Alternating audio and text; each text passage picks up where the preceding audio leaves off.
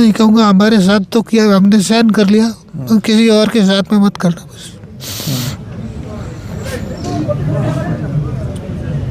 हम तो संतों के आशीर्वाद से सहन कर रहे हैं अभी तक तो, लेकिन किसी और के साथ में ऐसा हो तो ऐसा मत करना बस। जो लोग सवाल खड़े कर रहे हैं उनको, जिसने भी सवाल खड़ा किया, हमने जैसा हमारी बुद्धि प्रमाण थे उनको पेश किया। लोगों ने बोला कि आप मेडिकल के लिए नहीं जा रहे हो। हमने अधिकारियों से भी बात की, वो भरोसा दिलाया कि बाप जी हम उस बिटिया के साथ में, वो बिटिया हमारी है, बस इतना भरोसा कर लेना। तो कुछ लोग कह रहे हैं कि साहब आपने मोबाइल को लेकर भी कुछ कहा, जैसे उनके 2-3 मोबाइल थे, उसको लेकर भी कुछ था? नहीं, हमारे ऐसा कुछ नहीं। हम 2 मोबाइल थे, आता एक कहीं पीछे रह गए, वो भी उनको दे दिया। 3 मोबाइल उनके। तो पासवर्ड को लेकर भी कुछ ऐसा? पासवर्ड भाई साहब के एक मोबाइल का हमें पता नहीं, और एक का था और हमारा था, उनको हाथों हाथ। अच्छा, आपने बता दिया? हाँ, उसी रात को ही बता दिया, और रात को ही रिपोर्ट दर्ज करवा दी, रात को ही। मतलब मैं ऐसे पूछ रहा, मतलब बाकी सब तो क्या बड़ा षड्यंत्र था, उस षड्यंत्र से वो लड़ती रही, लेकिन अब इतना उनके साथ में क्या हो गया वो सब जांच में आएगा। बाकी वो षड्यंत्र था। हाँ, बड़ा षड्यंत्र था। हिम्मत हारने वाली वो नहीं थी। कैसी भी परिस्थिति हमें ढांढस बताती, पिताजी गुरुजी में हर परिस्थिति में आपके साथ हो, हर परिस्थिति गुजरने में अग्नि परीक्षा तक देने के लिए तैयार हूँ। उन्होंने अग्नि परीक्षा के लिए पूज्य श्री शंकराचार्य सहित निवेदन किया, एक सार्वजनिक पोस्ट भी डाली जो आपने देखी होगी शायद। तमाम देश की जनता के सामने पोस्ट उन्होंने भावना रखी, लेकिन अब होड़ी को कौन क्या कह सकते हैं। उस दिन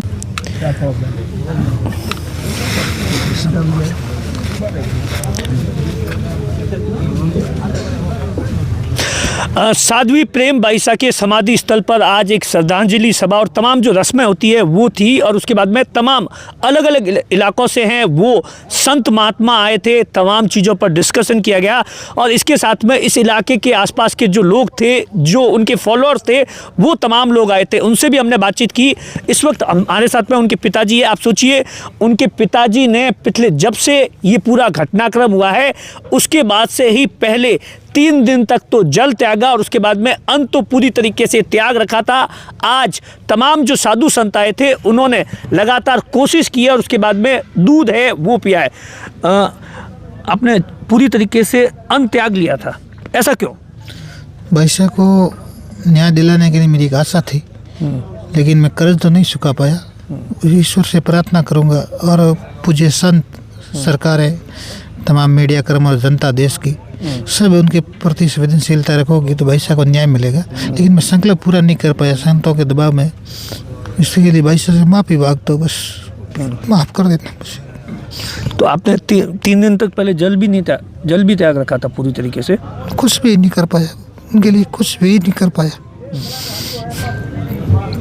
आपको किस बात का दुख हो रहा है? आप मतलब मैं देख रहा था जब आखिर में भाषण भी दे रहे थे कि मतलब तमाम चीज़, आपको किस बात का बहुत ज़्यादा दुख हो रहा है? ये सत्य पूर्ति कभी पूरी होगी नहीं मेरे जीवन में, तो कभी पूर्ति नहीं होगी बस। तो रोने के अलावा कुछ बचा ही नहीं, कुछ नहीं बचा। आज साधु संत भी आए थे, तमाम लोग क्या कह रहे थे? हाँ, प्रेम बाईसा की समाधि का पूजन था। क्या रस्म होती है? हाँ, समाधि पूजन की रस्म होती है। तो पूरे संतों के हाथों से उनकी समाधि का पूजन हुआ। तमाम उनके सामने वाले फॉलोअर्स भक्त आए, बस उनके लिए दुआएं की।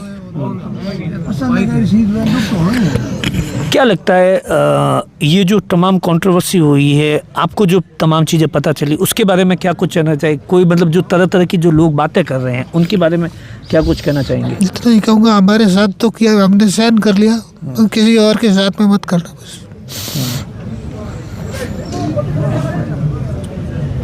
हम तो संतों के आशीर्वाद से सहन कर रहे हैं अभी तक तो, लेकिन किसी और के साथ में ऐसा हो तो ऐसा मत करना बस।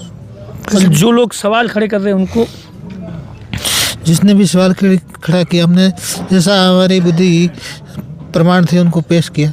लोगों ने बोला कि आप मेडिकल के लिए नहीं जा रहे हो।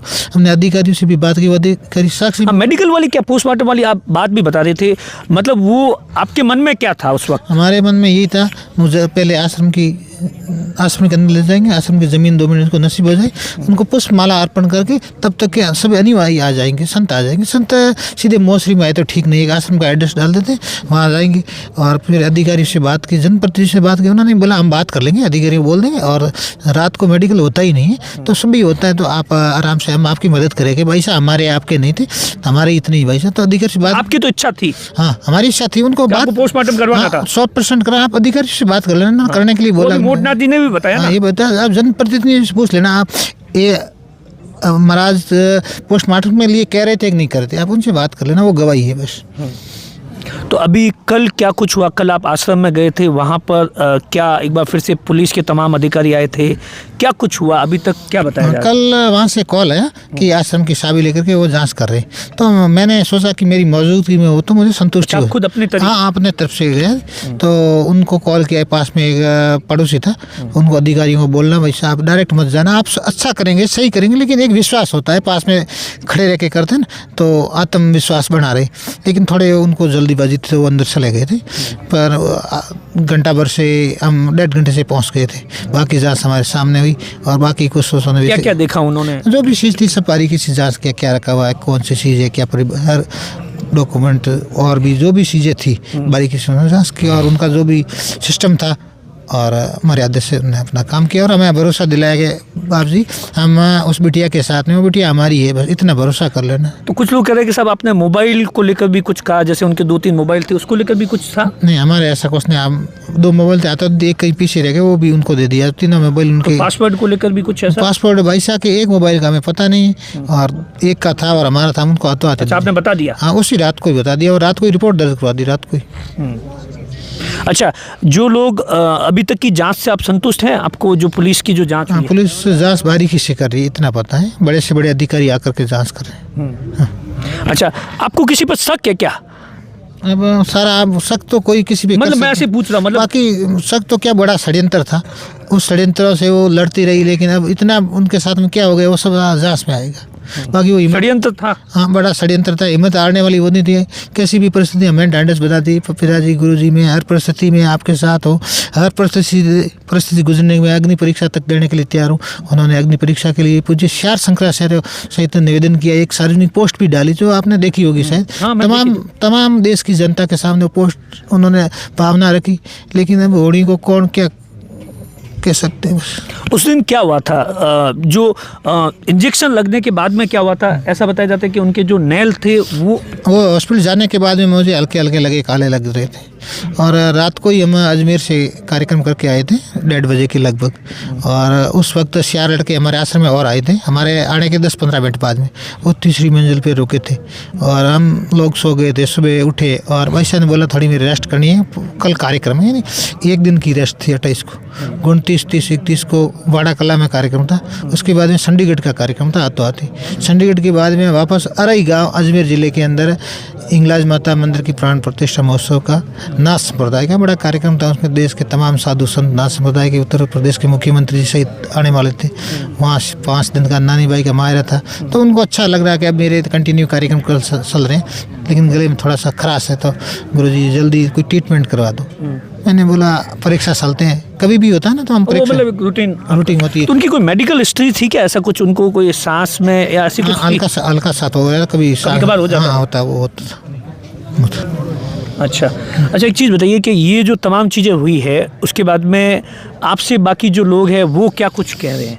दुनिया तो कुछ दुख प्रकट कर रहे हैं, कुछ सवाल उठा रहे हैं, कुछ जैसी जिसकी जैसी भावना है उस हिसाब। जो लोग ये कह रहे हैं पिता पुत्र की जो मतलब वो जो सवाल करते हैं उन पर, उनके लिए क्या कुछ कहना चाहोगे? तमाम तरीके से जो सवाल खड़े कर रहे हैं, वापस कही मैं समझ, मतलब पिता पुत्री को लेकर, हाँ, वीडियो को लेकर, वो जो एक सीसीटीवी था ना, उसको लेकर जिनकी जैसी मानसिकता वैसी लोग बात करते हैं। अब उस दिन मेरे पास में वो आप देख लो वीडियो के अंदर लेडीज पास में खड़ी है, एक लड़का भी खड़ा है, लेकिन वो वीडियो कट कर दिया। जब लड़का बाहर निकलता है तो उस वीडियो में दिखता है, लेकिन उन्होंने पीछे से कट कर दिया बदनाम करने के लिए से।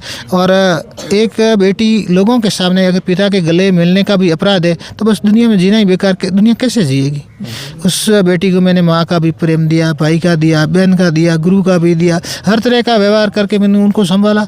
लेकिन आज मेरा ये दुर्भाग्य, इतने करने के बाद में भी आज वो हमारे बीच में नहीं है। बस षड्यंत्र किसका लग रहा है? न्याय किससे चाहते हैं आप? कोई पर्टिकुलर आपने कोई नाम बताया है कोई इस तरीके से? अभी तो डॉक्टर का नाम बता, जो भी घटना मेरे सामने हुई, अब तो डॉक्टर का इंजेक्शन लगने के बाद उनकी तबीयत गड़बड़ हो गई। सारा इंजेक्शन आपको लगता है कि अब देखो किस्मत किसका खराब कैसे हो गया वो तो ईश्वर जाने। अब हुआ वो उसके तुरंत बाद में आगे ईश्वर जाने, बस उसने भूल से दिया या कोई एक्सपायर डेट का था तो ये वो सब जांच का विषय है, या उसके पीछे कोई षड्यंत्र था तो भी वो जांच एजेंसी जांच करेगी बस। ये पिताजी है जिनका सीधे तौर पर कहना है कि पुलिस ने तमाम तरीके से जो जांच कर रही है वो बारीकी से कर रही है। जो लोग सोशल मीडिया पर तमाम तरीके से सवाल खड़े कर रहे हैं उनको सीधे तौर पर जवाब दे दिया कि इस तरीके के जो सवाल खड़े किए जा रहे हैं वो कहीं ना कहीं गलत है। पुलिस पर भरोसा रखिए, जांच पर भरोसा रखिए। दिनेश बोरा, बाड़मेर।